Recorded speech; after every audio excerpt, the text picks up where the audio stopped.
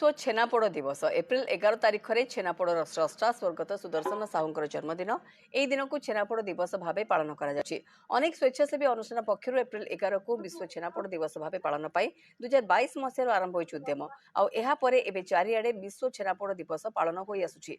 नयागढ़ छेनापोड़ को GI tag मान्यता पाई पूर्वतन जिलापाल रवींद्रनाथ साहू उद्यम नयागढ़ जिला प्रशासन पक्षर आवेदन कर नयागढ़ विधायक अरुण साहू छेनापोड़ को जीआई टैग मान्यता पाई एमएसएमई मंत्री को भेटी दाबी जणाइछन्ते। एपटे छेनापोड़ को जीआई टैग मान्यता अपेक्षा प्रतिटी छेनापोड़ प्रेमी।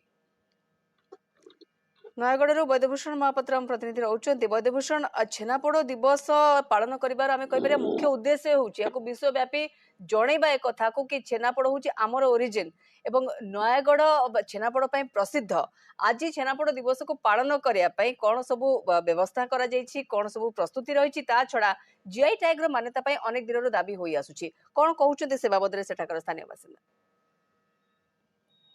देखो मौसुमी आज हूँ विश्व छेनापोड़ दिवस। नयागढ़ छेनापोड़ ना शुणिले पार्टी लाल बाहरी थाए। तेणु ये जो हेल्पिंग हैंड संस्था नामक एक